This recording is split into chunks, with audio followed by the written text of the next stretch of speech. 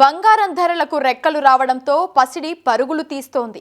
ఇంట్లో ఉన్న కొద్దిపాటి పాత బంగారాన్ని మార్చుకుని కొత్త నగలు తెచ్చుకోవడం లేదా ఉన్న పుత్తడిని అమ్మి సొమ్ము చేసుకుంటున్నారు. ఇదే అదునుగా కొందరు కొత్త తరహా మోసాలకు తెరలేపుతున్నారు. ఏకంగా బంగారు దుకాణం యజమానులనే బురిడీ కొట్టిస్తున్నారు. మాటల్లో పెట్టి మాయ చేసి నకిలీ బంగారం అంటగడుతున్నారు. మరి వారెలా మోసం చేస్తున్నారు? పుత్తడి పరీక్షలు చేసినా ఎలా బురిడీ కొట్టిస్తున్నారో ఈ కథనంలో చూద్దాం.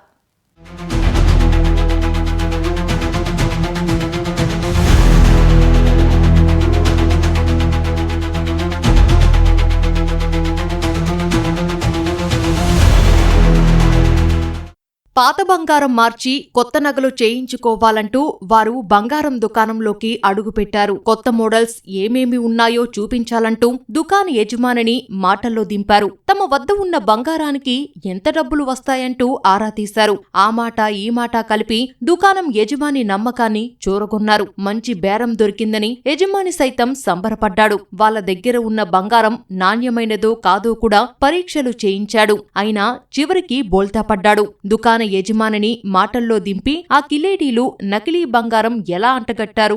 బంగారం దుకాణమంటేనే 1కి 10 సార్లు ఆలోచించి అన్ని జాగ్రత్తలు తీసుకునే యజమానిని ఎలా బుట్టలో పడేశారు?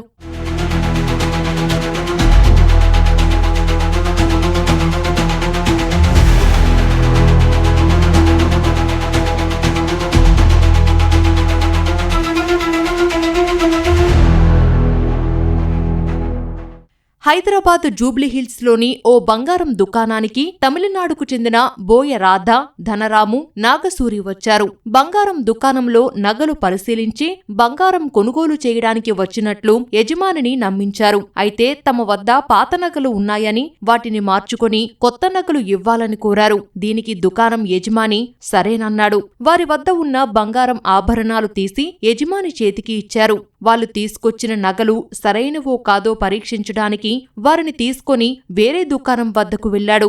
అక్కడ బంగారం ప్యూరిటీ పరీక్షలో అవి నిజమైన నగలేనని తేలడంతో వాటిని అక్కడే వారి చేతికిచ్చాడు.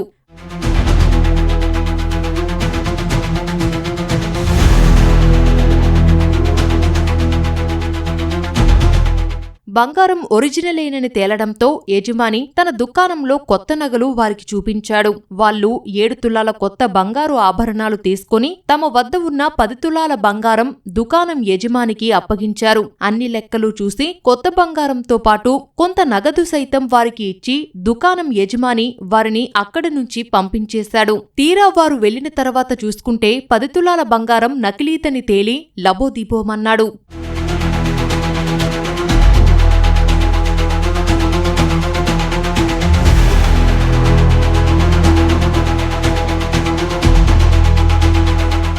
బంగారం పరీక్షించినప్పుడు బాగానే ఉంది కదా, మరి తప్పు ఎక్కడ జరిగిందబ్బా అంటూ దుకాణం యజమాని తలపట్టుకున్నాడు. అయితే బంగారం పరీక్షించినప్పుడు నిజంగా అది ఒరిజినల్ బంగారమే. కానీ ఎప్పుడైతే ఆ బంగారం పరీక్ష చేసిన తర్వాత అది వారి చేతికిచ్చాడో అప్పుడే కిలేడీలు మాయ చేశారు.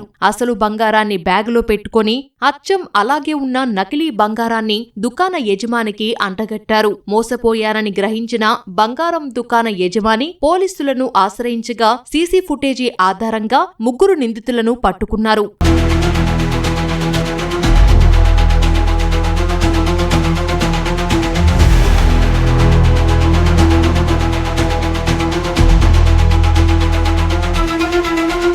బంగారు దుకాణాలే లక్ష్యంగా ఈ ముఠా మోసాలకు పాల్పడుతున్నట్లు పోలీసులు గుర్తించారు. 2 తెలుగు రాష్ట్రాల్లోనూ ఇదే తరహా నేరాలకు పాల్పడినట్లు తెలిపారు.